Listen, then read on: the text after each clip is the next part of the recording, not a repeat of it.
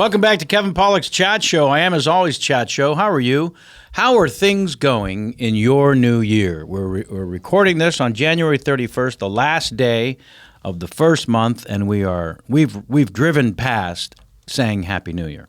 But I do want to know how your year has begun. Please write to us, KPCS fanmail at gmail.com, KPCS fanmail at gmail.com. I have a couple of your email fan mails I will read today. But let's welcome in Sam Levine. Sammy. Oh, hey, buddy. How are you, good sir? I'm great. I got to tell you, even though it is the last day of January, it literally feels like January 72nd. Why is that? This has been the longest January I think we've ever had. I agree. And I don't know if you remember this about me, but I go bananas on eating everything October through the end of the year. I sure do know that. Yeah, which means January, take the month off. Take the month off. You don't eat it all. You don't, you just don't eat the things you like. So sugar, bread, pasta, I said, not eating it all. All the whites. I stopped eating all the whites. They go out the window. So you have a salad instead of a sandwich. Sure. And you put everything from the sandwich into the salad. You go, I'm healthy. Very healthy. And so other than Jamie, who's not with us today, Jamie's, she's with us, but she's not here today. She's not physically in the building. Other than her birthday, which was a trip to Disneyland, I survived. And then I realized this 31, why did I pick the month with the most days? Yeah, you got to go February, man. Yes. So I thought today, just now, when I had half a gluten-free brownie outside, I thought, if this were a normal month, I would have made the entire month. So I'm giving myself a break on January 31st by easing my way back in and having half of a tiny gluten-free brownie. I will say those were very small brownies. Thank you. I'm feeling flush from the sugar, though. Probably the coffee. How have you been? What's been going on? I've missed you terribly. We've not done a show in the theater for a while now. Yeah, and I've been coming here and pre-taping. And I missed the last Yearwolf one. And you've been working. I was up at Sundance. Yes, you were. Please tell us how it went. It went very well. I had I want to call it a short, although technically it's what's known as an indie episodic, which is what was the program that we were in Sundance. It was a little pilot we made for YouTube Red. Episodic suggests series. Indeed. Yeah. It's intended to be a series. It's called I'm Poppy, and it is available as of now on YouTube Red.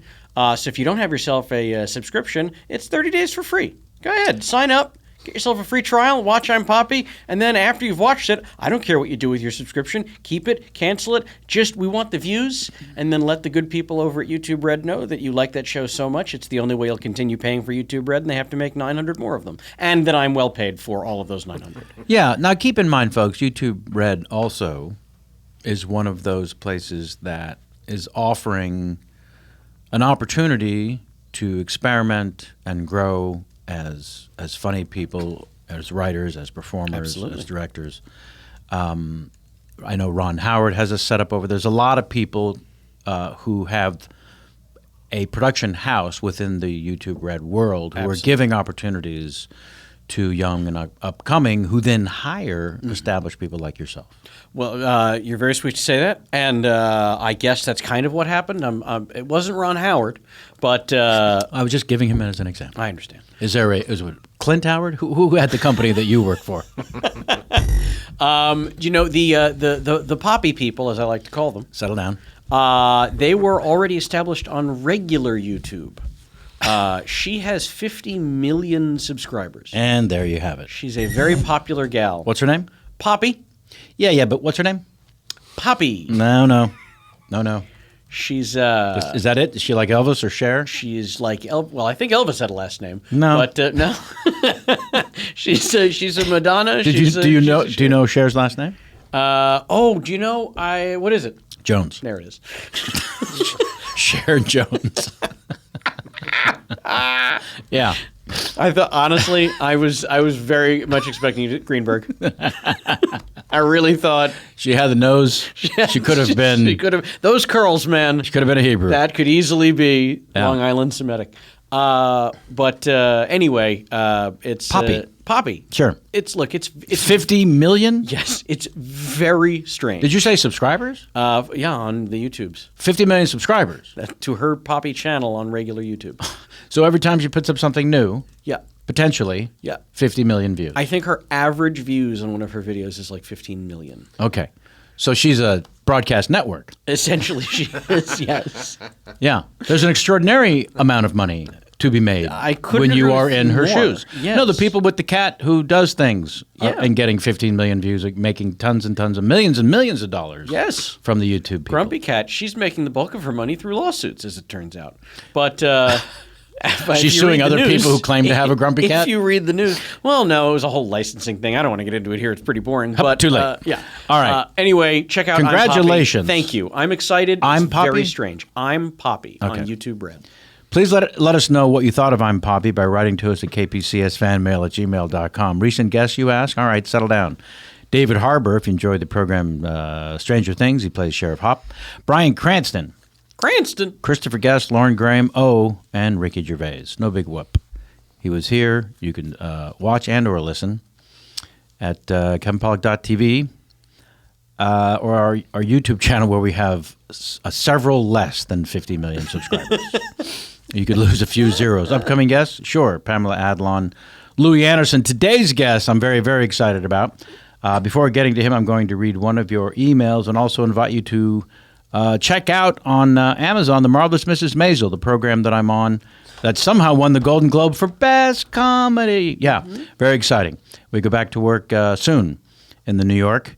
I saw on Instagram from Rachel Brosnahan, the Golden Globe Best Actress winner, at the center of the Maisel program, being fitted for her wardrobe already. Oh, boy. For season 2. Very, very exciting. I've not been something that people were talking about in so long, Sam.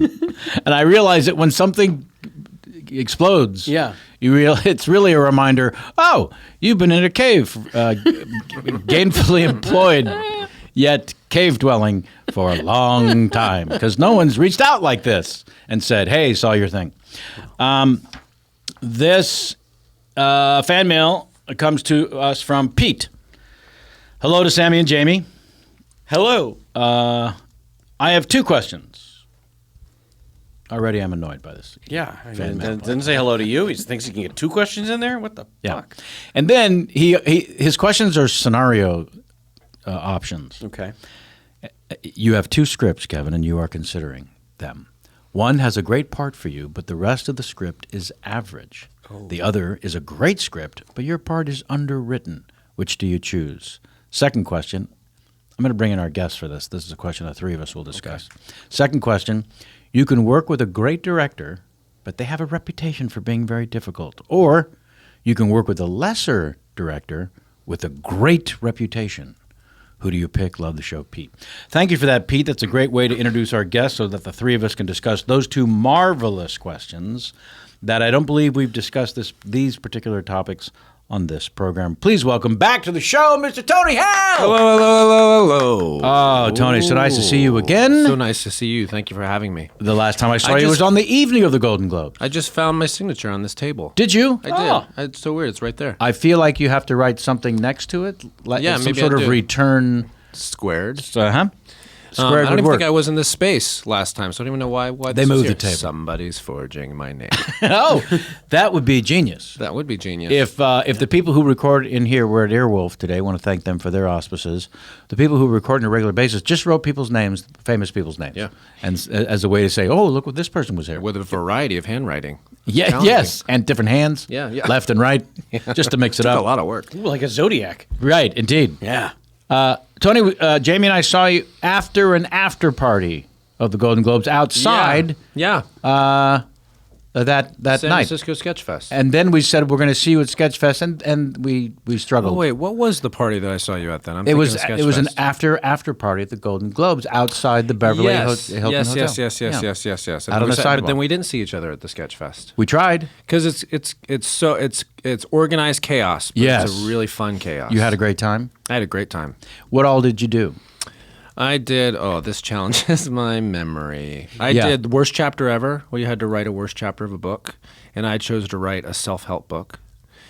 And then I did. That's homework. Yeah, it was kind of homework, but it was challenging. And Yeah. then I did Paul F. Tompkins' show, The spontaneousness thing. and then I did Mike Spontaneous Nation. Spontaneous Nation. Spontaneous Nation, Well, at least he gave it an easy name. and then I did the movie podcast with Mike. Oh gosh, I'm blanking on his name, but he's such a nice man from Atlanta. Movie Crush? Movie Crush. Yes. Chuck Bryant. Chuck. Yep. Oh, is it Chuck? It is. It's Chuck Bryant. I'll give him a big Chuck. shout out. Which movie did you I bring in so your favorite apologize, movie? Chuck. And yours was? Punch Drunk Love. Oh, that's right. I'm so sorry, Chuck. I for some reason had Mike in my head. But you're a lovely, lovely man. He Yeah, really is I the nicest love guy. Chuck very, very much. We're in contact. I know why I was thinking Mike. There's a Mike Masters I think lives in Atlanta, and I got confused. Anyways, go ahead. Yeah, sure. I Cut did. to Mike Masters writes in. He's like, I'm in Illinois. Yeah, what the hell? I remember now talking to Chuck about what he was going to Sketchfest for, and he mentioned he was going to do Punch Drunk Love Yeah. as your choice as soon as you said that. I love that movie. And my way to the Sketchfest, this nice man who was driving me from the airport, he mentioned to me a bit that I had not thought about the movie, that it was Paul Thomas Anderson's version of Superman. And there's all these signs throughout the movie that give a very Superman feel to it, like blue and red, and this is where her cape is, and he flies places, and it's this whole Superman. Then he comes from another space, and there's a crystal thing, and all this Superman Did you symbolism. read anything about it afterwards to see if it was just that driver's theory? Or I watched a YouTube video that gave me a lot of information that we brought into the podcast. I'm thinking there's that scene where he holds up the plunger, he says, "This is unbreakable," and then he Boom, breaks but it. it's because of his strength that he breaks it. So, who knows? Okay, I have a couple of questions about that. Yes. If you're Paul Did I Thomas push a Anderson, button? if you're PTA, Sure. and you're going to design that story, Yep. Why wouldn't you just say it? well, you don't even have to say it in the movie. Yeah. I love that you bury it in the movie Yeah. and let people Yeah. figure it out. Yeah. But maybe talk about it at some point. Yeah. But I think he's been brought so many theories with his movies that I think he's just so about whatever you interpret. And then all these YouTube videos and interviews, people are talking about it anyways. Yeah, that's true. To live in that mystery has got to be enjoyable. And also, I mean, you kind of appreciate that in The Godfather, they don't go, "Oh, you eating that orange?" Every time somebody around here eats an orange, somebody dies. So be careful with that orange. Oh, yeah. You don't want to be too on the nose sometimes. with Sure. things. Sure. Hey, let's get to our. Hey, we didn't even get to those questions. Yeah, I want to, because I thought they were pretty good. So Tony, Sam, I have immediate paranoia about oranges and now. we'll instantly, I think, have our answers, because it seems like the answers would be clear. You have two scripts. One has a great part for you, but the rest of the script is average. Mm-hmm. The other is a great script, but your part is underwritten. Great script. Yeah. I mean, the easy, if not instant answer is great script. Mm-hmm. Your part is underwritten. Because I think if it's a great part and a weak script, I think in the end it plays out where it's like. I would agree, but he used made a word that made it a qualifier that made it more difficult to choose. The script is average. He didn't say weak. If it's weak, I think it's an easy decision. Right, sure. If it's average, now I'm thinking, hey, cast it well. And an average script becomes a great script. That's happened. Do you get a really, really good cast with an average script? Probably not. Well, there's plenty of movies. I would that say walk the line. I would say, with all due respect, I would call that an okay script, an average script, with two great roles in it. Lifted by the performances. For these two very well written characters in an otherwise okay movie. However, I did a thing years ago. I won't say the name of it, but it was with an actor that I was really dying to work with. Not dying with. I found out he was attached to it, and I was like, oh, yeah, that would be fun. But it just didn't hold up because of the script, and then in the end, it just kind of floated away. It begins and ends with the page, for sure. That is the golden rule. So I can't completely disagree, but I like that there's a potential argument for, the other's a great script, but your part is underwritten. I mean, as a working stiff all these years who waited 20 years to say, Maisel won a Golden Globe. Which, by the way, congratulations. Yeah, thank you. It's astonishing. That was on the list of having to see because everybody's talking about it. I know that sounds really Hollywoody, but no. love it. And one of the questions I have for you, I believe Arrested Development was also awarded in its first year. Yeah, and it out of the chute. Kick in. I mean, that was before DVDs or that was before DVR, all that kind of stuff. So, but now people can really catch up on it. Arrested Development was a show that needed to be binge watched probably back then because of all the jokes and be able to be rewound. Yes. So, but now, I mean, they can catch on a lot easier. Yeah. Those kind of shows. Right. Yeah, I've certainly been involved in and at very least, a handful of projects. I like to say, I don't know how many films I've been in. I don't know the exact number, 82, but 6 of them are great. And the truth is, 6 of them really are amazing, but none of them won a Golden Globe.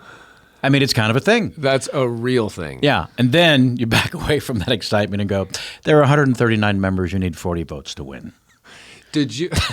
That's also true. Neither Suspects nor A Few No. Good Men won a Globe? No. That's insane. It's kind of crazy. But you have to remember, in retrospect, especially only for Suspects, that wasn't until after the fact. It made $22 million domestically. Yeah. They only released it in 800 theaters. I mean, Oh, wow. It starred nobody famous. What was that experience being like the Golden Globes for you, being there? Well, as it turns out, I was only reoccurring in the first season, so I wasn't at the big boy table. I saw Jeff you went to the parties, Bezos though. was in my seat. And actually, even if you were a regular, I think only certain people, because it's very tight. The space is very tight. I looked at the table, and the truth was, the only person at the table who got to bring a date was Rachel Brosnahan, because she herself was nominated. Yeah. The other cast members weren't with a date. Yeah. They weren't allowed to. And so other than Jeff Bezos and his date, there was no one else at the table. Oh, Kevin Bacon, because he had a show, I Love Dick, that was also on Amazon, and he himself was nominated. Yeah. But there was no other. So I'm thinking, even if they go back next year, I don't know that I'm seated at that table, even as They're crammed a into those series tables. regular in season 2 and thereafter, which I'm very excited about. You are? Yeah. Hey! I got the upgrade.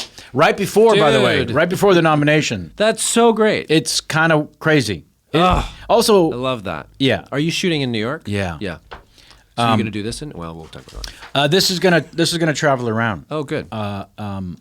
And Sammy is a marvelous guest host who does a lot of shows for us as well. Oh, thanks, buddy. Now that you're here, I mean. Yeah. Sure. I normally say when you're not here. I Oh, think okay, so, great. yeah. The follow-up question, which I believe also has some merit, you can work with a great director, but the reputation for being difficult, they have a reputation, or you can work with a lesser director with a great reputation. Who do you pick? Again, the answer seems obvious, and I've been saying, When you say a lesser director, do you mean just like not as popular? see, that qualifier is horrible. It's a tough one to figure out. Because lesser. if they got a great reputation for their work, it doesn't matter. Right. If they just have a great for being a nice guy, but their work isn't great. Well, let's say lesser director means they haven't done much, But is their work? but have a good great reputation. for their work. Maybe just as a person. See, I have this thing about life being too short, and I don't want to work with idiots or assholes. Oh no! By the way, it's not worth your peace of mind. No. It's No. not. Now it depends on your role. If this is like I did something recently with this guy that had a little bit of a reputation, but my part was very, very small. So it's like that was but if I was the lead having to work for 3 months with that kind of an attitude, Yes. it is not worth your peace of mind. Well, I also just started directing a couple of years ago, and I mean, things are just rolling out of you. I make 60 look good. Wow. Yeah, I don't know if you knew that happened also did in late not know October. that. 6-0. Congratulations. Well, you know, Jamie's just turned 36, and I've been draining her life force when she falls asleep for 10 years. You know how you see a cat over a baby's crib? Those images? Stealing her air. Yeah, stealing her air, sucking the life force. As soon as Jamie falls asleep, Not aware and her of it. mouth pops open just a little bit, I am hovering over her and hailing. And It's like that scene from Stephen King's Sleepwalkers. yes, there it That is. sounds like a Black Mirror episode. Yeah. Only it's my life, and has been for 10 years. That's why 60 looks good. So yeah, I've worked with not great people as directors, and have gotten to a point where life is too short. And It really is. And at the end of the day, also, I always feel for those people a little bit because they have such a reputation for being an asshole. And I'm like, guess what? When you die, that's going to be your legacy. oh yeah. It's going to be that you were an Yeah, asshole. why would anyone go out of their way? Every now and then I'll see it and I'll assess quickly and go, that's complete, if not abject, insecurity. Oh, yeah. That's driving. And everybody sees it. Yeah, and everyone sees it. You're not fooling And I just anybody. want to hug them. Yeah. It's so pathetic. Or I and want to hug sad. them or sit them down and ask about their childhood trauma. Yeah. I want to like, get into it. I want to get a glass of red wine and be like, let's talk. Or do what Cher Jones would do. Cher Slap him Jones. across the face and God. say, snap out of it. Nay Greenberg. Did she? Well, Cher slap on some Moonstruck. Oh, yes. Snap out of it. Yeah. Wait, isn't that Olympia Dukakis who Slap smacks her? I thought it was Cher slapping Nick Cage.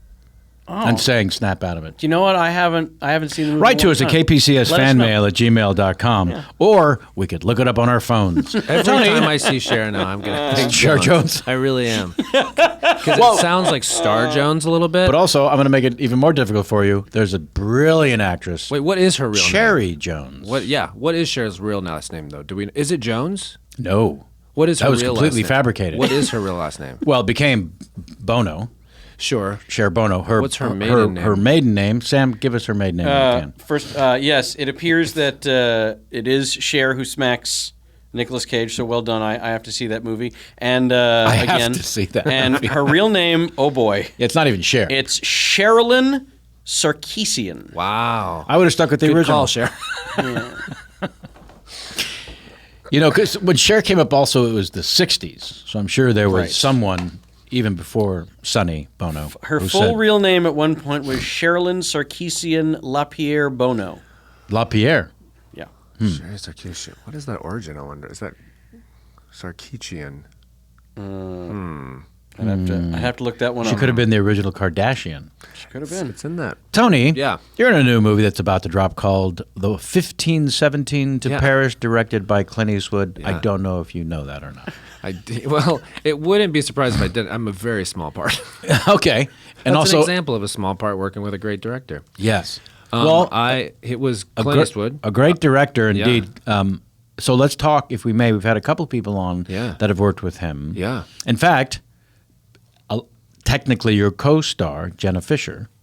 We did not work together, but Right. yes, she's in it. Yeah. Yeah. And did she talk about it?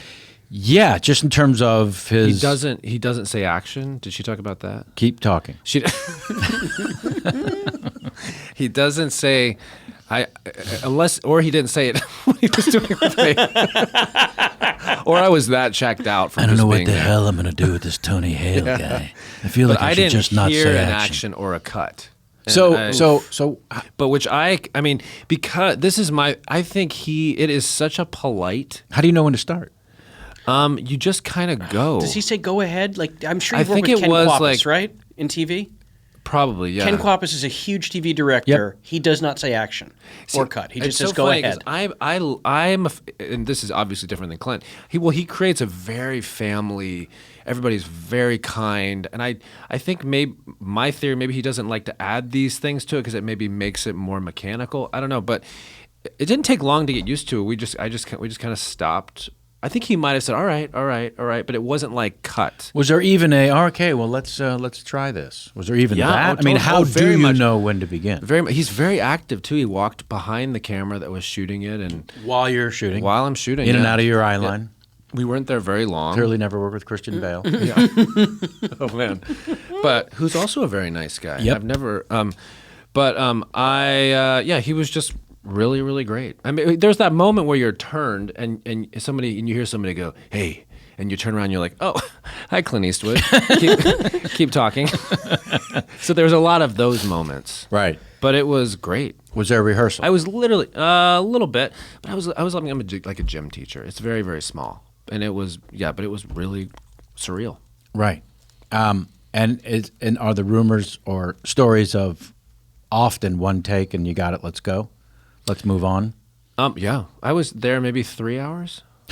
I mean, it was like very, very quick. Right. But to your point of the whole action thing, who are you saying that? TV Ken director? Kwapis, yeah. I'm a guy though. Maybe I'm just a creature of habit.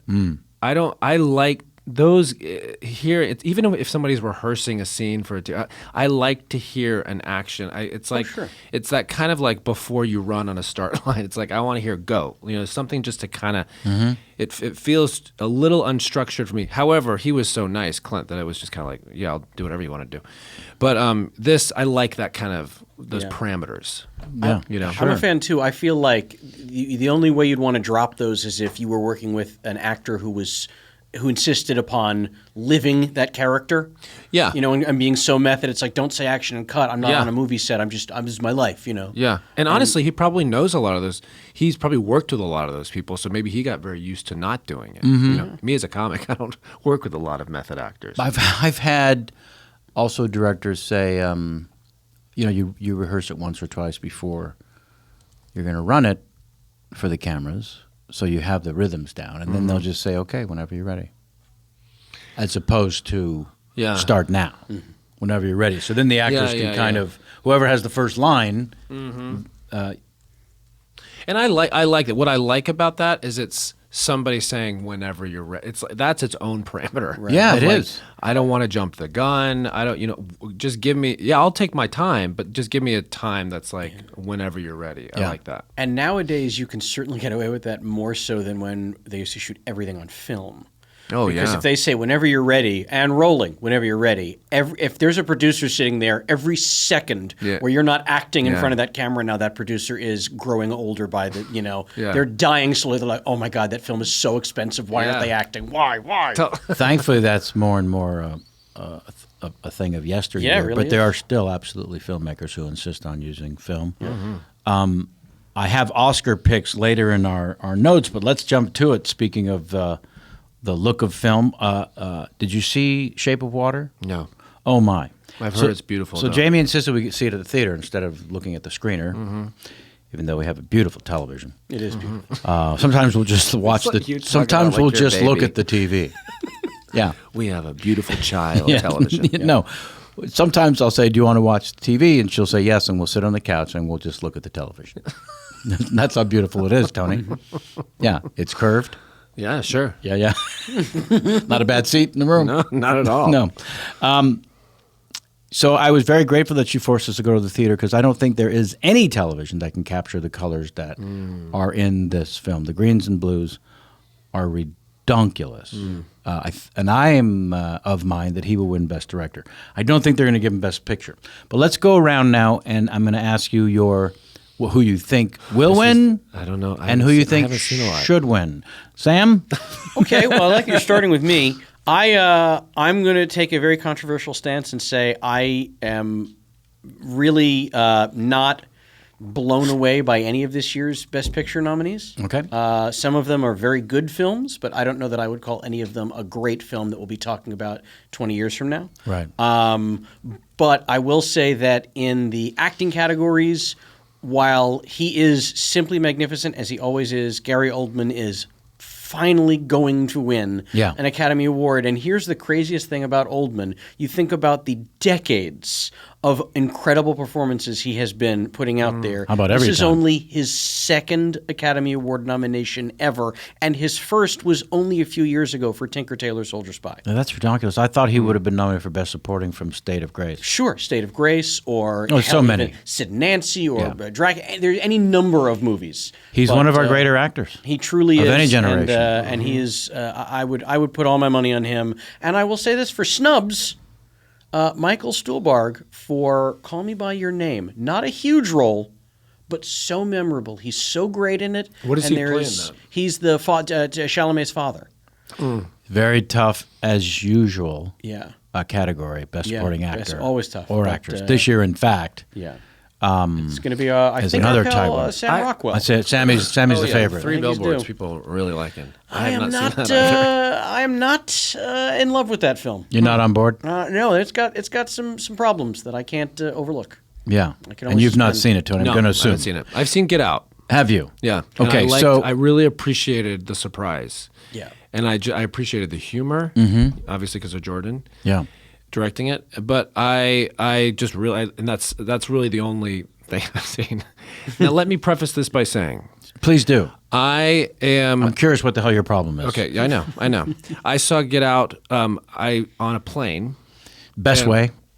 and Best possible way to see any film. And I typically do. I mean, I like movies, but here's the thing: I have a very difficult time disengaging from some movies. Like my wife can go.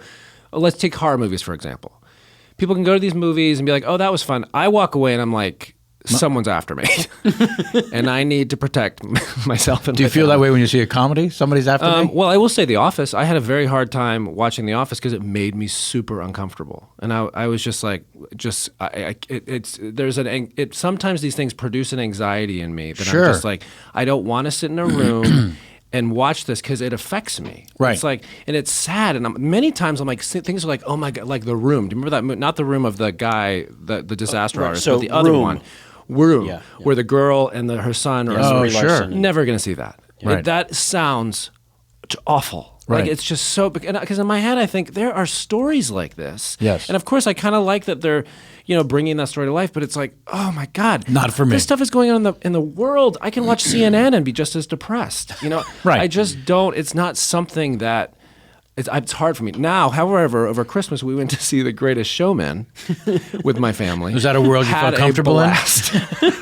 Loved it. Saw Coco, that animated movie. Oh, and did you cry like a baby? I cried, but it was also so well done. It Mm-hmm. was so beautiful.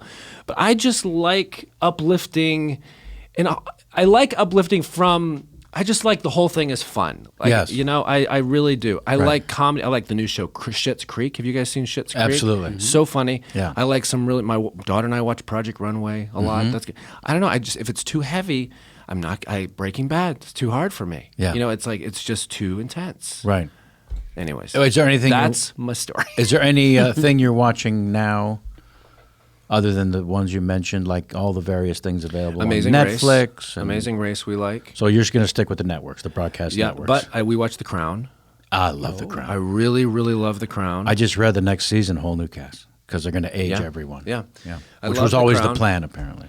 And I also loved, that made me think of the girl that's going to be now Queen Elizabeth was in a show, The Night Manager, Yes. something with Tom Hiddleston or something. And Hugh Laurie. And, ironically, I watched that. yeah.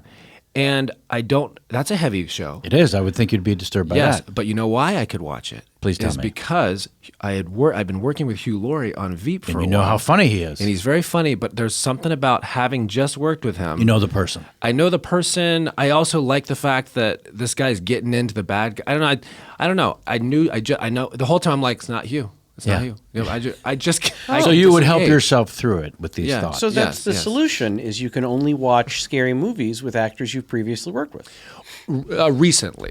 Oh, If there's been too much time, I'm like. then they might have gone know, they bad. might have turned. Right. This might be a documentary about what happened Yeah. once we Like a- I know. lost touch. And ironically, I watched House of Cards Sure. because he broke the fourth wall a lot. Right. And I was like, oh, this isn't. And I know it sounds ridiculous, but your body feels it. And Mm-hmm. people are just like, oh my gosh, I couldn't watch that. That was so horrible. I'm like, then don't.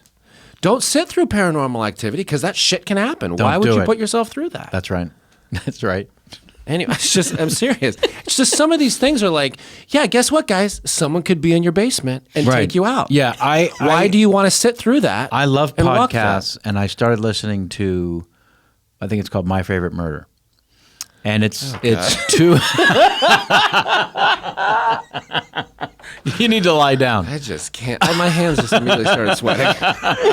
Well, the two hostesses are hilarious, All right. and they are having so much fun, and they just geeked out at a party once to each other how much they love small town murders, reading about them. And they were both, oh my God, and sharing their favorite small town murders. And then they realized this could be a podcast. Well, they're 2 years in now.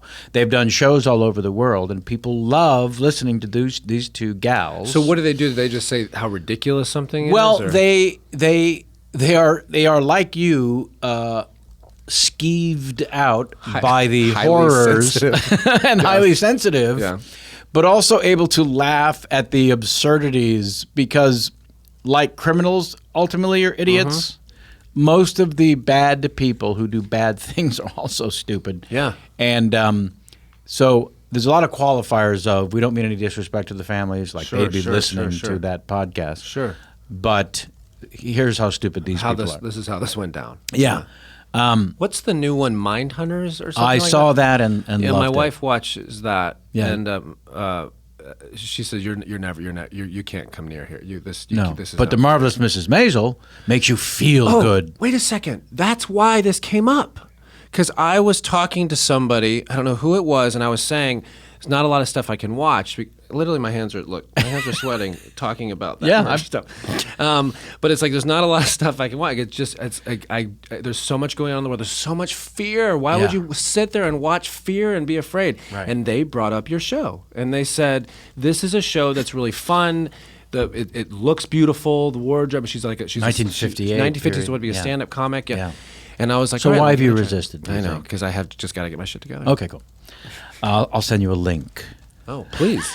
Oh, a freebie. Because you were waiting to do the chat show today with Kevin to remind you, my gosh. remind yourself that he's Guys. fine, everything's fine. Mission You accomplished. can watch the show. Okay, so speaking of awards, how wonderful, surreal, and weird was that first Emmy, Oh, very. right? Very. But you know what's cool is I remember being there, and I remember the night was coming up, and I was very nervous actually, because I've dealt with anxiety in my life clearly from the past discussion we just had. And it's like I had this, I don't know, there was a lot of weight on it, and I remember being there, and I was just like, oh gosh. And I remember this therapist I've been working with, who I just love, and he's like, I really want you to like look around the room and really try to be present and take it in, because when those kind of things typically happen in life, like big things, I will typically minimize it Right. in order to get through it. So Sure. I'll be like, you know what? It's no big deal. Not a big deal. Da da da da. People This is get happening in the tuxedos world. every day. It's just come on, and I'll talk myself just to kind of get. And he's like, I don't want you to do that. I want you to look around. I want you to breathe it in. Da da da. Yeah. Not in an arrogant way. But No. Just to look around at the room, kind of like when you were at the Golden Globes thing. You're just kind of looking around, going, "Wow, I'm at a Golden Globes party." Like you kind of take it in. And I did, and this is the thing: when you do that, you remember it. Yes. And so I have very specific memories of that night. I love that he provided you that Yeah, opportunity. I remember it because I don't remember most of my life because Right. I think I was checked out, and Sure. I think I wanted to distract myself because of anxiety or something. But I remember that night very specifically, and I remember just the excitement. I remember walking off stage. I remember seeing Tina Fey and saying something awkward to her. I didn't know. I just started babbling, and I remember coming out, and I wasn't supposed to come out, and I walking back, and then coming back to the seat and being like kissing my wife. It was just this like, I remember Will Arnett and Jason Bateman were close by, and I don't know, it was just a very clear vision, and that's because he encouraged me to take it in. Right. Were people in your face, you're going to win, you're going to win? Or do people know you well enough not to do that? No, I think people were in my face being like, especially my wife, she'd be like, let's be realistic. Like, there's no need to walk down the path. Because in my head, my anxiety was like, okay, what if this does happen and I lose my shit? It's like, what if I make an ass of myself or something like that? And she's like, come on. This is your first nomination. It's just like, kind of just let it go. And so Yeah. I think it was just the opposite, actually. I mean, Jennifer Lawrence in a giant, beautiful dress fell Yeah. on the steps Yeah. on the way up to accept Yeah. her first, let's assume of many, Academy Award. Yeah. Everyone instantly felt empathy, Yes. right? Yeah, yeah, Except yeah. for people who were wildly competitive. Yeah. And then they felt so warm and fuzzy inside. Let's say the four other nominees. Yes. Right? But everyone else was, oh, you poor thing. Even the people I who love aren't that you just necessarily said a that. fan of hers. I love honesty, guys. I love it. Yeah. I love it. Even people who aren't a fan of hers felt that empathy. So there is no worst case scenario because it can't get much worse than that. And you know what? I remember doing, it was my first or second when I was doing Conan, and I remember coming off and you're wearing Conan's hat right now. I came off the show. I'm actually wearing his hat. You're right. I came off the show, and I remember seeing Andy and being like, oh, yeah, was that funny, or did that work? And I just remember him going, doesn't matter. It just doesn't matter. Terrible answer. After a segment, you go to commercial break and you asked him that? No, I actually came off and we were kind of leaving. And he goes, Tony, it doesn't matter. And he gave the example of like he said something like you put a paper boat in an ocean and it's a really beautiful boat, but then it just goes away. And here's the thing, that might be taken as like, well, that wasn't it. It was so, I loved hearing it because Yeah. I was giving whatever just happened so much weight. I was giving all of these thoughts so much weight. Doesn't matter. It's fleeting. It's like Yeah. I'm giving so much anxiety to something, just doesn't matter. Right. Comes Well, and goes. Not that there's not purpose to what we do, but I'm saying the amount of energy I'm giving to what if this did this work, it's like, it really, It turns out it's all going to be okay. it is. Yeah. It is. Yeah, I said this at a lunch a couple days ago, and someone said that needs to be your mission statement. It turns out everything's going to be okay, even though Yeah. it's a complete and utter lie. Everything is not going to be okay. ultimately It is. it is. And when I talk to students, like college students, I talk a lot about the anxiety they feel. Just walking by on campus. You know, I just grab them and I just say, sit down. No, but when I talked, like Monday night, I was actually in Arkansas talking to my friend works there, and I was talking to his students, and I'd like to end talking about that. Like, there's a lot of anxiety you guys are experiencing, but I want you to hear that it's going to be okay. That's not to mention, that's not to say that's not going to be an emotional roller coaster, that it's going to take many turns, but it's going to be okay. Yeah. And I think I want to hear that. Yeah. I love when someone said, like, even hearing you say that, it's like, Yeah, You know what and it also is. for Conan, if you've done that many shows, he dwells in the house of it doesn't matter. yeah. You just put it out there. Yeah. But for those of us who go on for 6-8 minutes or whatever, once a year, Sure. it's going to matter more than almost everything else that day, that week, that month, that whatever. And it's also your work you're putting into it and all this kind of stuff, and you want it to be received well. Yeah. Yeah. And then the second Emmy, it seemed like you just skipped up there with a drink in your hand and said, whatever. No, I was... Because there was a year in between, I think, where Ty, I don't remember, maybe. and somewhere in the research I saw that you were nominated 3 times or more. Something like that, yeah. But one of the years he won. Sure, I think he won a couple of years. Yeah, I feel like he Modern did. Family. It's still always, I mean, this sounds like a cliche answer. It's still always a tremendous shock. I mean, that's a party I never thought I'd be invited to. The nomination. Yeah. You know, it's like, I don't can't- know why I can't agree more. In fact, Here. I often feel like the nomination is the better victory because I feel like the winner, as we come up to the Oscars, of every category is either crazy timing, that your work got into the zeitgeist, your character related to people Sure, somehow sure, better, sure, yeah. or politics is huge. Yeah, yeah. I want to take back the word huge after our president hijacked it. Huge. Just keep the H. Huge. It'll be fine. Yeah. I think huge, if we can all Huge, all get right. that out there. I like it. That'd be nice. I'm going to have Let's brand it. hashtag huge. So I feel very strongly that that it's not only not a cliche.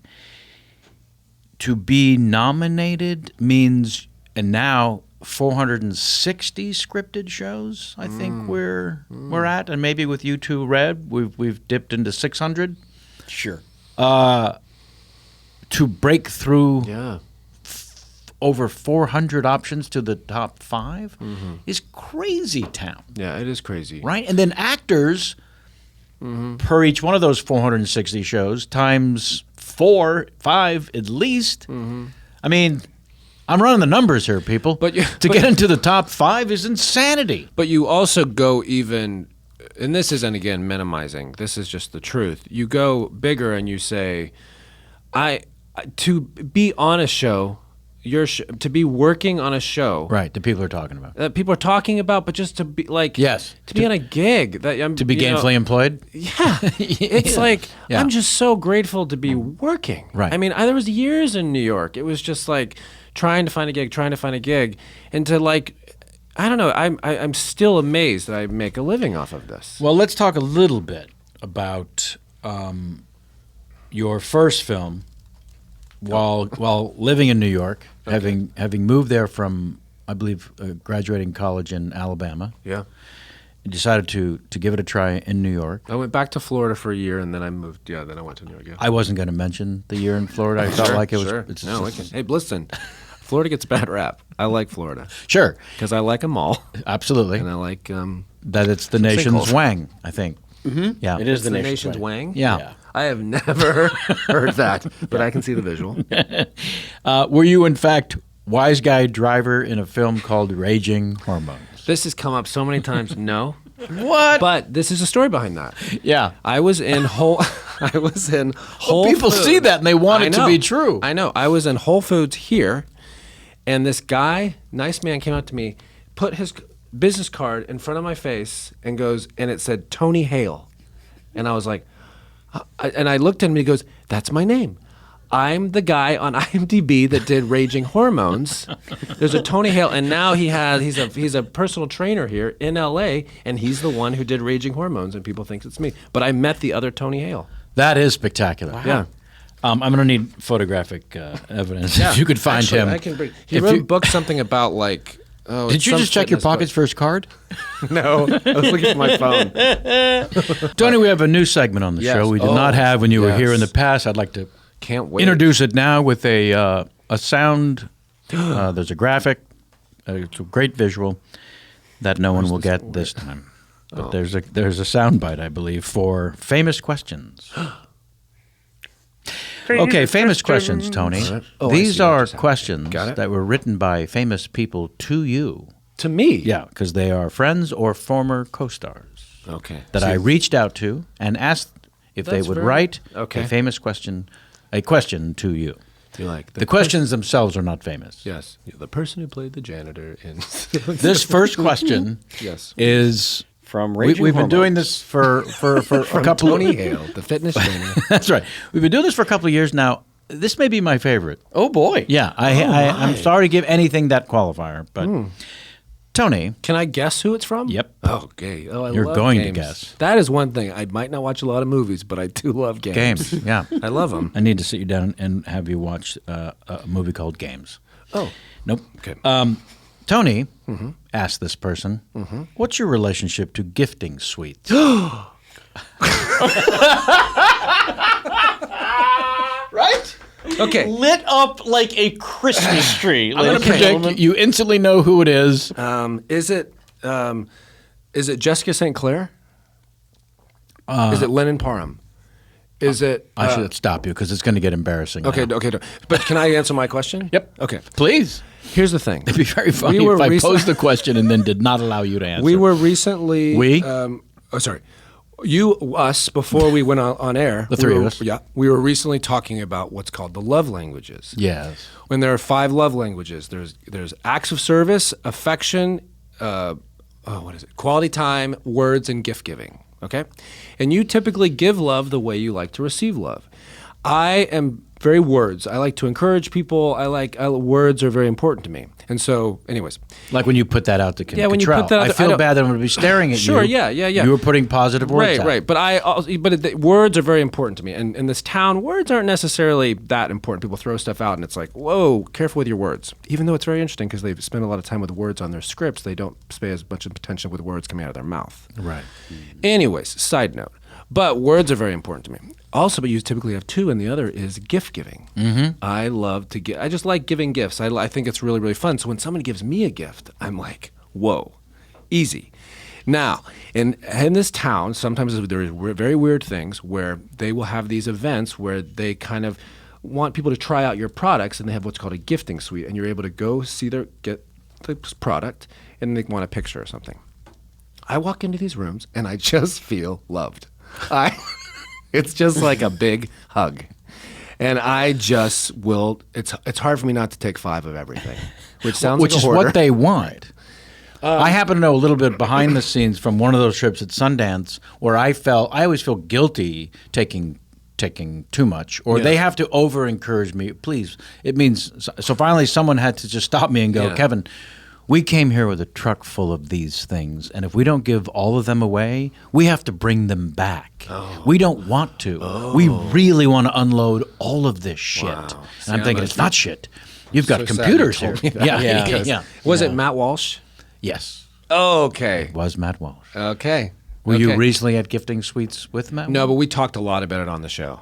And he has a love for them as well. Yeah. Yeah. Well, I can't imagine not. Sammy, was- you were just at Sundance. I was, but what I That is the Mecca. There's some good Jamie and I stuff at still Sundance. quote one year at Sundance. Across the street, we see Richard Kind carrying 4 giant bags in his hands. Yeah. Right, and we say hello, Richard, and he said, "Gifting suite."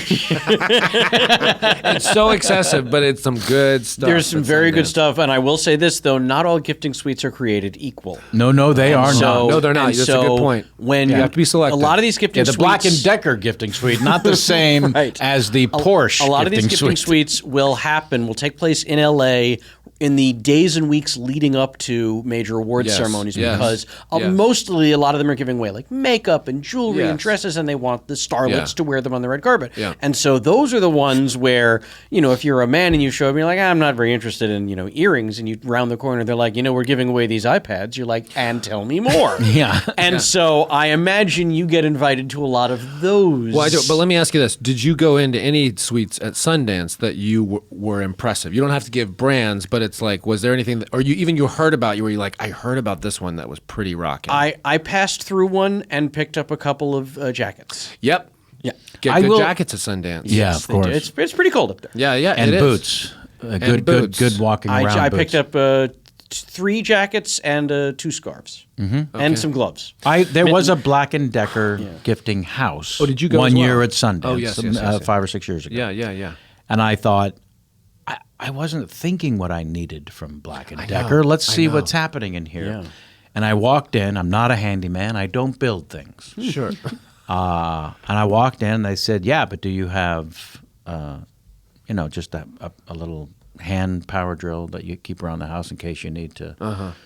And here's all the accoutrements to go with it. And I thought, Yeah, I know. I guess I do need that in the house, of course. right? Yeah. So I picked out a handful Which of things. is a full hoarder mentality. Yeah.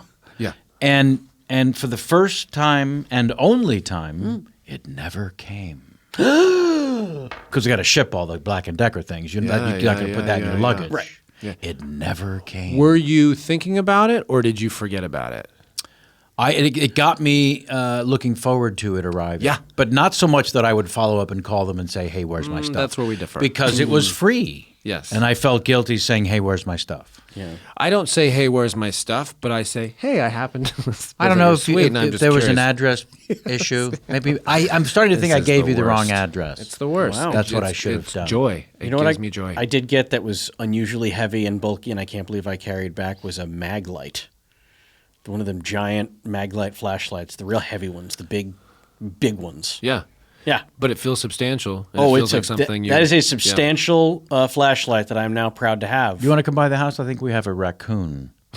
What are you going to use the mag light for? Guys. I'm going to probably shine a light on something and then bludgeon someone to death. I with see. it. Yeah. Well, that's the thing, isn't it? But by the way, that's handy. That's handy by having by your bed if you need to get somewhere in the pitch dark. Oh yeah, Yeah.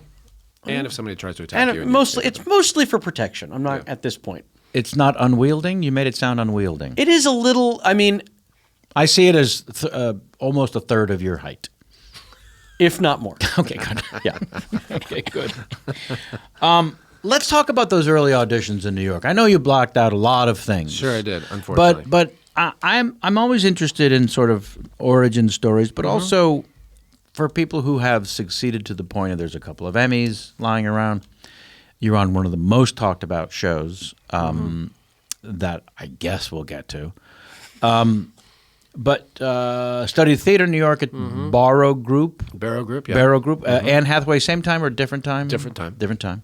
She's apparently an alum as well. Mm-hmm, she is. And so you're auditioning immediately for theater? Well, the story of that is I had started in a program that I won't say, but the guy it was a 2-year program, and he was such an arrogant douche. Mm-hmm. And he really created this environment of eggshells. He's our next famous question. Oh by my the way. gosh, really? That's weird. Dang it. But he really created. Dang it is like, the correct response. He created like a. I don't know. The students were on this real eggshell, like, "Oh, please, Yes. please the teacher." Right. And you could see he really loved that power. And anytime you do something, he'd be like, "Was that good? Was that good? Was that This good?" is why I never went to acting class. Yeah, and you could feel just his ugh. And I left there, and I was like done with that. And somebody recommended the Barrow Group, and I went, and they brought the word play back into theater. And what I loved about that is this other program was like, "Great work, your work's amazing." Oh my God, that work! And it was just like, oh, it's so heavy. Like, chill out. But they just brought the word play back, and I just appreciated that, and just didn't give it so much power. Right. You know. Right. And then you start auditioning for film and television? Or? I did a lot of.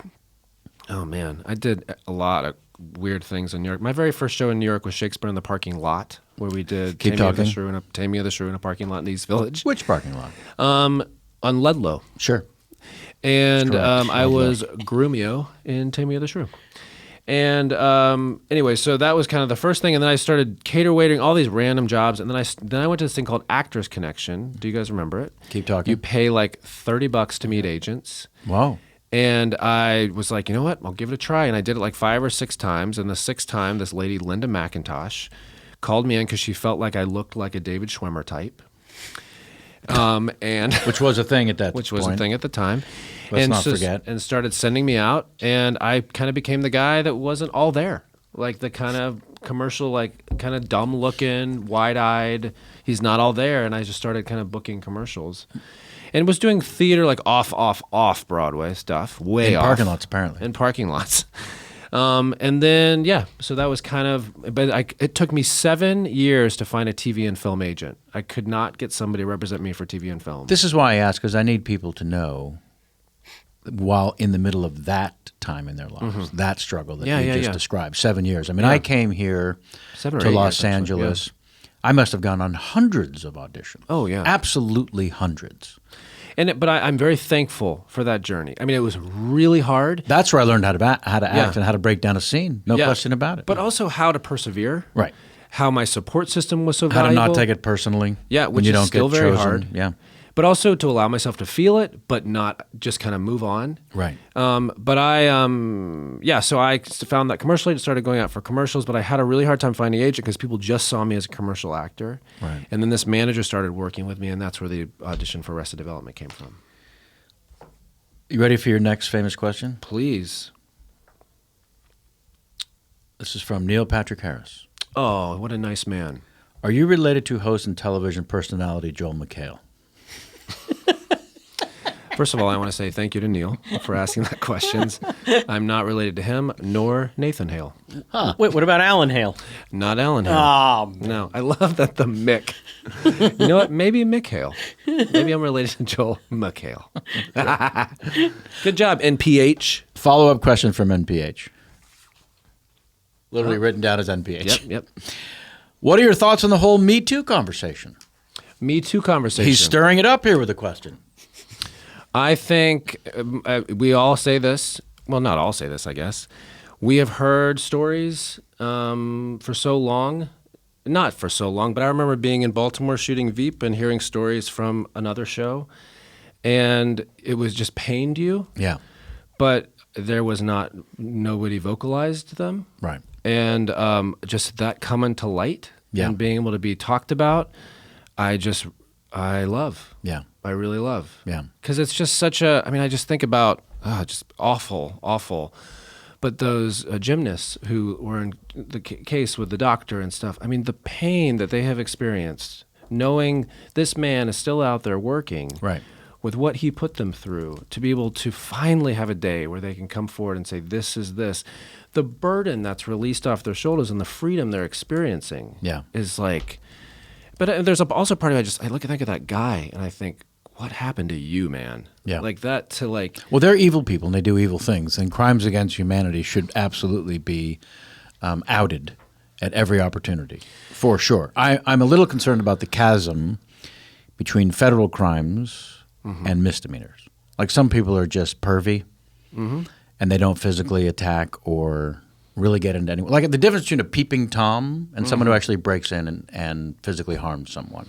The guy looking in the window, that's a horrible problem. That's an obsessive behavior that needs a lot of therapy, and that person should be arrested and taught a lesson, but it's not a federal offense. I think all the federal offenses, we should continue that witch hunt, but vehemently and supportive. And I think most of all that whichever anybody experiences the peeping Toms, that they feel like they have a platform to say, hey, this That's is not happening. cool. And you know what's interesting? My mother-in-law, she's in the South, she's in Alabama, and she's very conservative. She's a wonderful lady, very, very conservative. You know, we were talking about this, and people have different opinions of kind of what's going on. And she said, "Well, thank God." She's like, "This has been happening since Doris Day." You know, it's like, like everybody's just like, "Well, yeah, finally put it out there." It was an old mentality, the casting couch, in various ways. Oh, yeah. I mean, a director was afforded certain efforts as a way to move and circumvent show business. I mean, it was part and parcel to actresses and sometimes actors, but mostly actresses.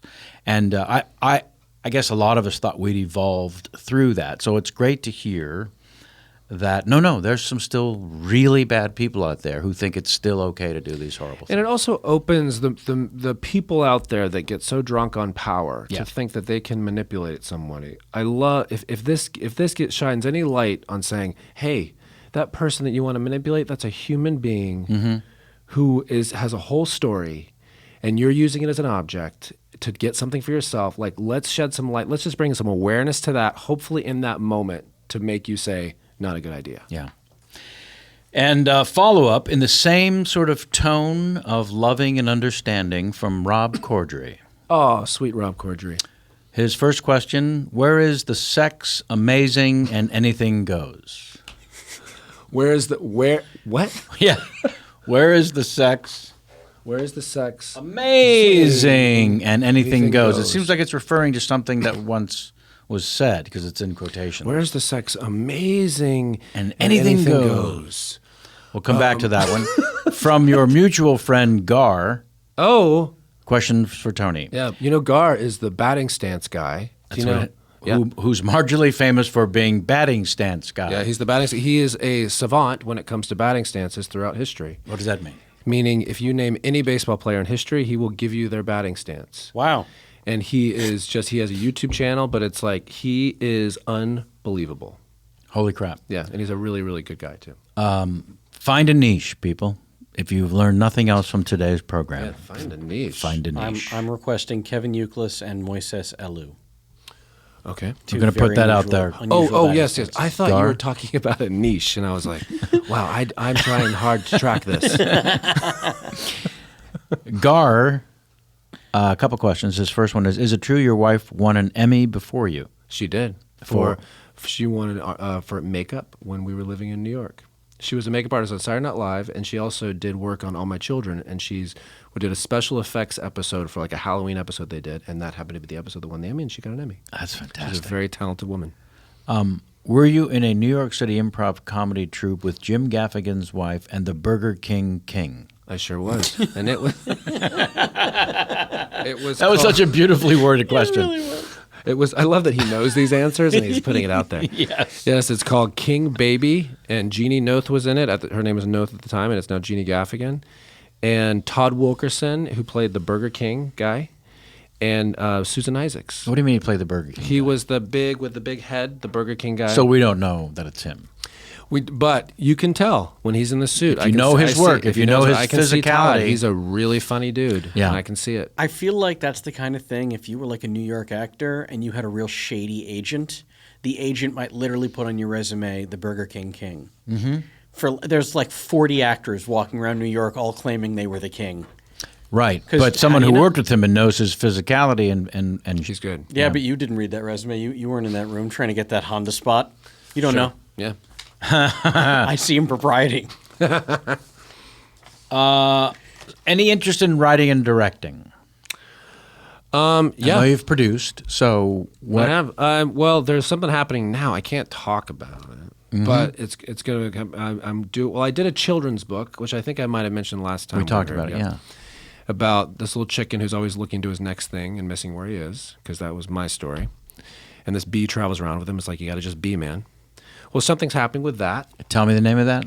Archibald's next big thing. That's correct. And, and so something's happening with that where I'm able to really use a lot of writing and editing and producing skills, which is really fun. How exciting. It's really fun. Yeah. Really fun. I jumped into I've been a writer for a very, very, very long time, but just jumped into the directing thing, as I mentioned a couple of years ago, and I put it off forever. It seemed daunting. It seemed like too much responsibility. I'm not that much of a control freak. I don't want to be in charge of everything. Mm-hmm. And the moment I did it, I fell madly in love with it because it drew from every single instinct I'd been learning my entire life from every avenue. And I bet you surprised yourself how comfortable you were with it. I did. Yeah. And I'm now recommending it to all these super creative and talented people that I know. Don't put this off. Try it. Just And try it. What I love about it is this thing that I'm doing, which sounds very vague, but I always hear people say like, oh, your voice or something, create something. It always seemed very daunting. I was like, Yeah. I don't know my voice. But then when you get in something that you feel like is that thing, it's amazing how you go, yeah, that doesn't fit the tone. This needs that voice. This is the direction. Someone would say something, I'd be like, that's not really the direction, it's this. Right. It's amazing how when you really feel it, you can follow that becomes its guide. Yeah, that's what I'm insisting is you're organically drawing from all of your instincts that you didn't even realize you'd been building all these years. Yeah. And instincts aren't just an opinion. You have a very strong sense about what feels organic and right and true and what isn't. This is too silly and stupid, or this isn't silly and stupid enough. You just feel it. You know it from spending so many years in the trenches. Oh, yeah. Veep. I cleared my throat because you cleared your throat. I have that effect. Veep. Yeah. We're coming back. Let's come back. What can you tell us? We're coming back in the summer. And you mean on the television or Sorry, we're back to gonna work? start shooting this summer. And the lead of our show, Julia, was diagnosed with breast cancer. Yeah.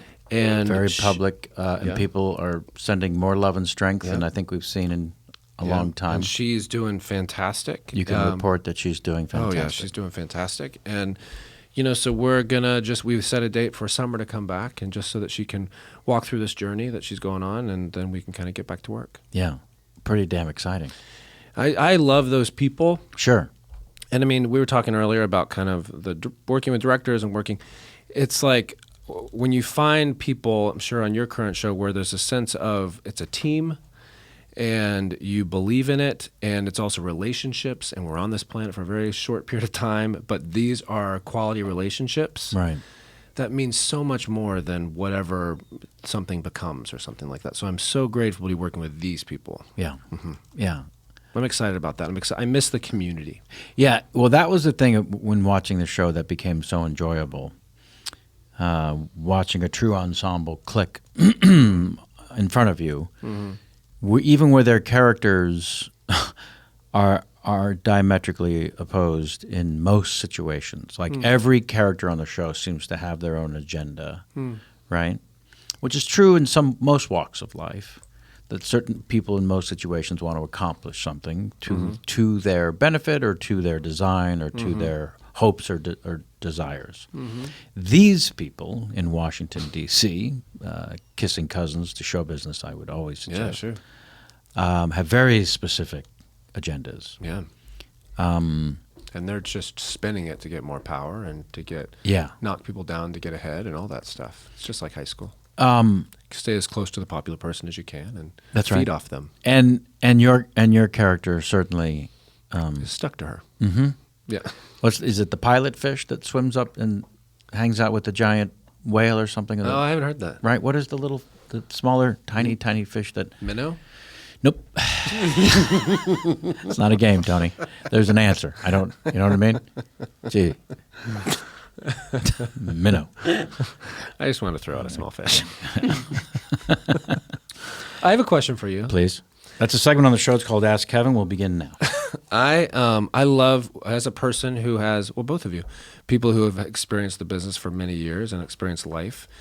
This is a very general question, but I love people's answers. If you could tell your 20-year-old self something to help them along the journey that you know now, what would you tell them? I'm going to stick with the new mantra. Two. Mantra I started about 8-9 years ago, which is if you're not creating, you're waiting. Be proactive in your life and your work, as actors or pieces of talent. It's too easy to slip into you're waiting for the next job, for the next opportunity. So if you're waiting, you're not creating. And so there's that. And then the other one is, it turns out everything's going to be okay. Mm-hmm. Yeah. It is. Yeah. It took far too long to play the ambition game. As fruitful as that was to have drive and to want to keep moving forward, the ability to actually be a character actor and work all these years and have all the experiences and wonderful way of life it's provided is way more than I ever anticipated while I was thinking after seeing Michael Keaton in Night Shift, ooh, that's what I'll do. I'll do that. And then the frustration that comes from, why isn't this happening? Why am I not getting the Night Shift Michael Keaton thing? Yeah. Those are the thoughts of a 27-year-old. Sure. Yeah. I see that. So yeah, those are the two things. Sam? Well, first thing I would tell my 20-year-old self is there's this thing called Bitcoin coming around in a few years. Make sure you get on that early. That's a really good point. Early. Really good point. But then Kevin, you already touched on so much, so I'll just say more. I don't say the business side, but if you've gotten to the point where you were fortunate enough to have representation, I would have told my 20-year-old self, check in with them more, show up in their offices more, and the minute you feel like they are not thrilled to be representing you and working with you, look elsewhere. Because when you were first starting, you are so dependent on your representation to be getting you into rooms, to be pitching your name every phone call. And if they're not doing it and you just assume they are, you're going to get left behind. And so don't be afraid to go to a smaller company if they love you and they're going to be talking about you on every other phone call. So that's the advice I would have given myself. I like that one too. I stayed at a giant agency far too long. Because I made the mistake of having a body of work instead of heat, right? That fabulous. There's someone passionate about you. Big difference. Yeah. How long it took me to realize that the agents have their own, and managers have their own agendas, as they should, and every profession is allowed that, and their own ambition, their own drive, and you'll never be as important to them as you are to yourself. Right? Yeah. You and your work and your career, you think that they're thinking about that constantly, and it turns out not so much. Yeah. And you, Tony? I would tell myself that you're the most known you're ever going to be. That I think the base of fame is, I think when you're that age, you're like, oh, what's it like to be famous? I think the base of fame is everybody wants to be known, but the lie is people look at famous people and they say, God, they must be really known because look how many people know them and look how many Twitter followers I have. Look how many, whatever, look how many people know them. But the truth is, it's just the opposite because you think about someone, I mean, I'm obviously not at this level, but you think of someone like a Brad Pitt, he's the opposite of being known because he has to isolate himself. Yeah. He does not trust people who come to him. Right. He is, and then you look at somebody who's in Alabama working somewhere, and they can freely walk into a space and be known and put stuff out there without having anything attached to it. People can know them freely. That person is more known than Brad Pitt.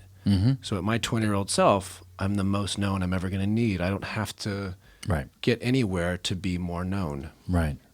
That's beautifully articulated. Seriously. Oh, yeah, that's true.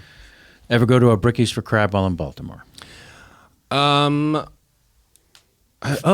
for the bluefin. You get the butcher. Wait, is that in Fells Point? The butcher paper, block paper over the thing with the mallet. Yeah. Break Was it it in. upstairs? I'm going to say yes. Yeah. I think I did go there. Yeah. I think I actually went there with Anna Klumsky and her husband. Also correct. Yeah. And now it is time for Kevin's pop quiz. Yay. Between 5 and 15 points possible for each of these 3 questions. Once the final score is tabulated, it will be posted on our website along with the current standing among the top 100. Are you ready? Yes. I just love the way you say stuff. I really do. I want like a Kevin Pollak doll. It's coming. Next to me all the time. Okay. It's coming? Yeah. Great. I'm having it made. Question number 1. Okay.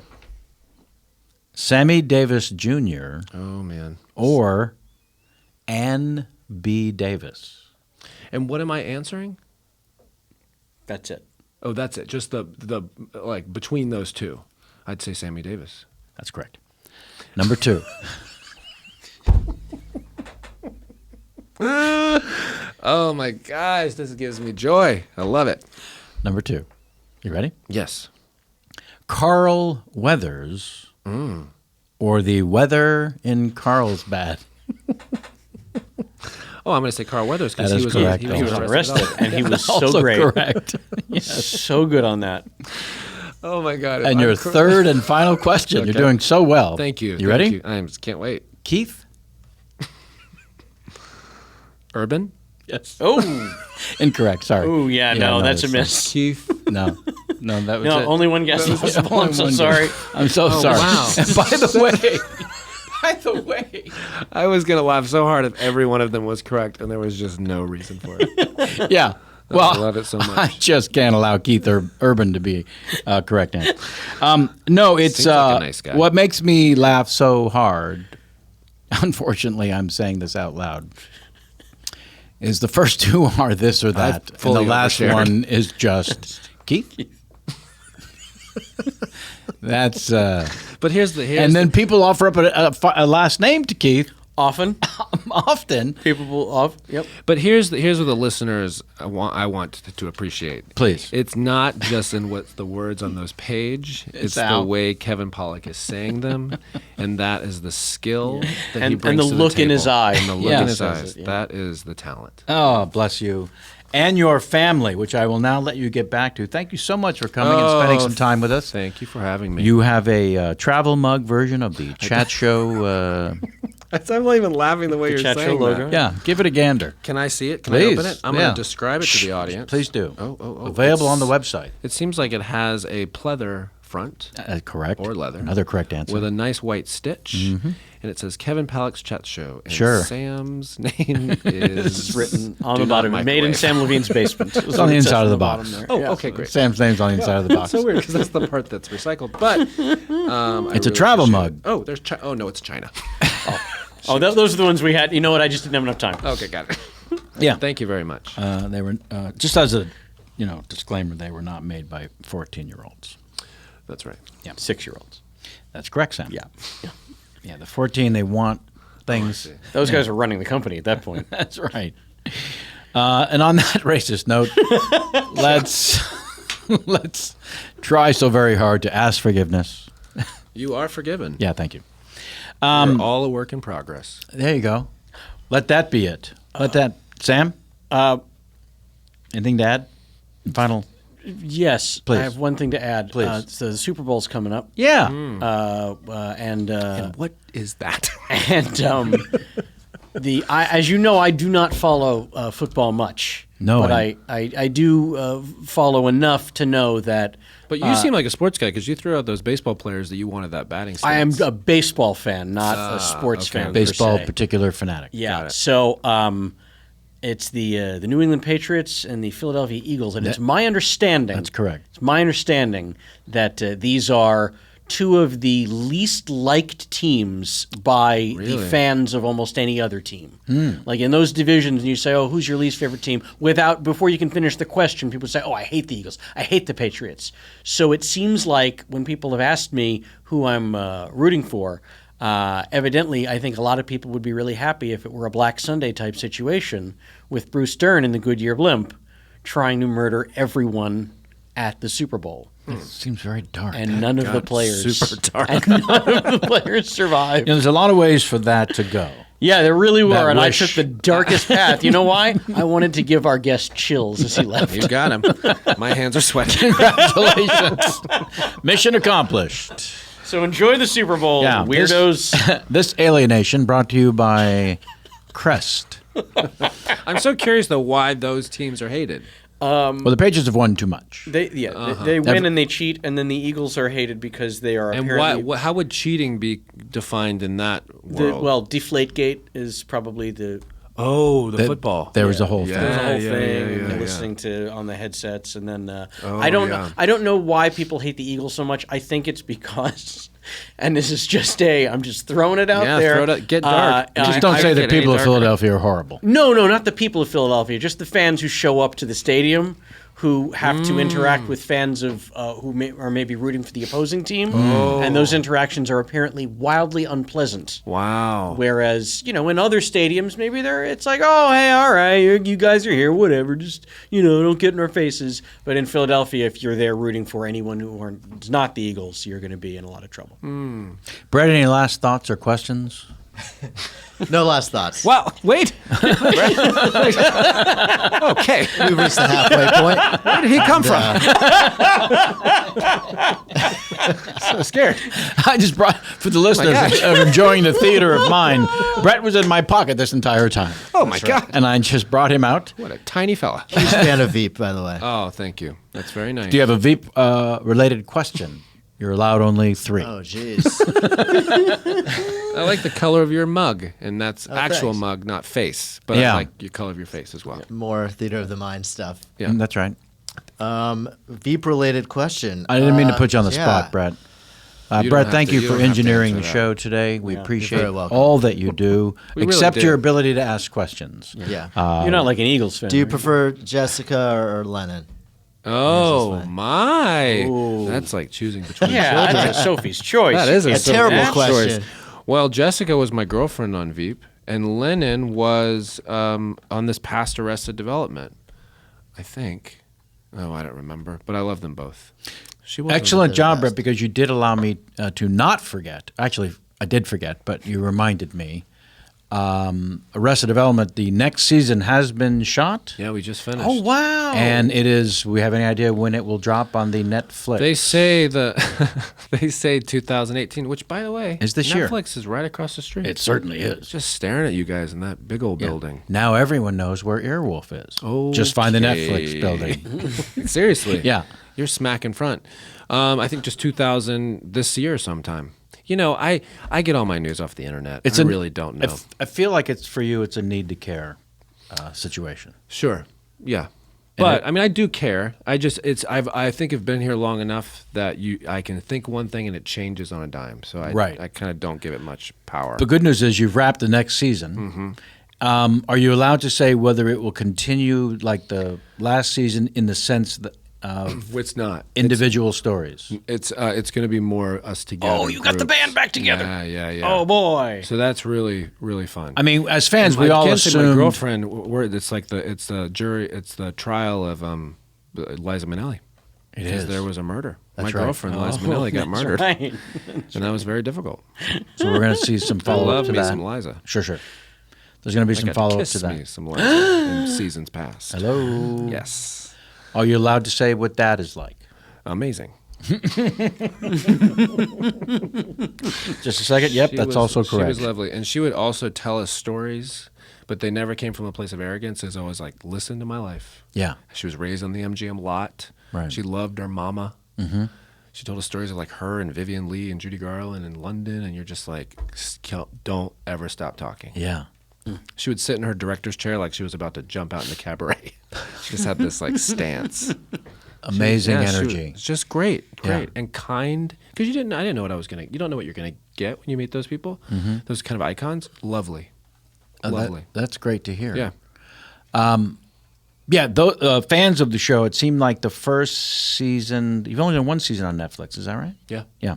The first season, when they broke off into individual stories, it felt like, well, that was maybe a scheduling thing where we could continue the It show, was. but I'm not sure we can get all these people back together because some of them Yeah. are movie stars and the scheduling is a little Yeah. more difficult than it once was. And it was also Mitch. He's just such a smart dude, and Netflix had just started doing original content, Right. And that format of binge watching was very new when Yes. this all started. And in his mind, he did it like a puzzle to where you kind of had to watch them all together, and different episodes fit with other episodes because you had to watch them together, which was not the model. So he fit the new show Right. to the new model. It was just very different, and people were kind of not used to it, which I get. Well, the audience wasn't used to binging just yet as a Yeah. regular thing. Yeah. And now they are. Yeah. And the band is brought together. Bands back together. That's pretty damn I exciting. know, and they're so great. Yeah. And Ron Howard involved a little bit? Yeah, he's Or- still the narrator. Yeah. In between doing The Last Jedi, is that what? Apparently, he's involved in the Star Wars world, bringing the next. I think he. No, it's the Han Solo He took over the Han Solo. intro. Oh, okay, yeah. Episode. Okay, Yeah. I know. I'm still learning about all that. That doesn't freak me out, though. Those movies don't freak me out. Well, because it's it doesn't happen. a galaxy far, far away. But neither does Black Mirror, and that movie, that show freaks me out. Oh, yeah, you Well, shouldn't watch that. Why I would know. you do that Well, let to me tell you yourself? right now. My buddy was in an episode, and they were like, you know what, Tony, this is kind of the tamest episode of the series. Like, I think you can get through this one. It was the space one. I don't know if you guys saw the space one. Oh yeah. Oh, it was Neil. Jesse? Yeah, it's Jimmy Simpson. Oh, yes. And it was petrifying. Yes. Absolutely petrifying. Yeah, for and then sure. when that girl changes into the God, I still have that. By the way, look, that's what she looked like right there. There's on the Kleenex box. There's a spider. Yep. Yeah. And that's what she turned into. Yeah. And it was the noise, the turning, it was so terrifying. And then when he cloned the kid, Oh, my. I mean, These things out of context, folks, might sound a little strange to I you know, and because they are. because they, Yeah. they are, and I apologize for the spoilers, but that was a hard watch. Yeah. Anyways, that was a total tangent. Brett, thanks for your work today again. Thanks to Sam Levine. Hey, thank you, buddy. Great to have you So back, happy to my be here. friend. It's nice to see you guys again. Tony Hale, always a pleasure. Thank you. I And was you'll- not saying that Yeah. to like get you to say that. No. It was wonderful to see You you. put words out, you want them back. Yeah. You've made that clear. And I feel like if I don't. No, the truth is, it's been said too many times. And why always say it when you're not in the room? What a pleasure it is. Oh, I'd ditto. rather say it to your face. And you were Thank so you. good on that episode of ER. Thank you. Thank you so much. You're so we auditioned at the same time for that part. That's right, I remember And that. I remember seeing you there, and I was like, "What the hell am I doing here?" They don't know what they want. They don't know I what was- they want, and I'll tell you something. When they figure it out, it's going to be Tony. Was it there was one, I remember doing two, I was the same guy. I was like, I fall into trauma, or I like, Yes. it's like I make accidents happen, so I'm kind of Happen, yeah. addicted to accidents. Yep.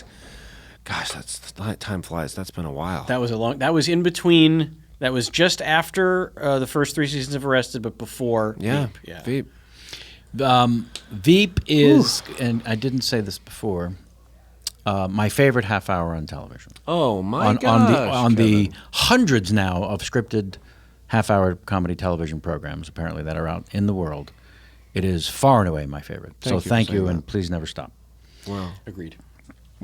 Thanks to Jamie Foxx for continuing to be an inspiration and the life force that I suck out of her every night when she sleeps. And thanks to Corey Levin for his post-production work.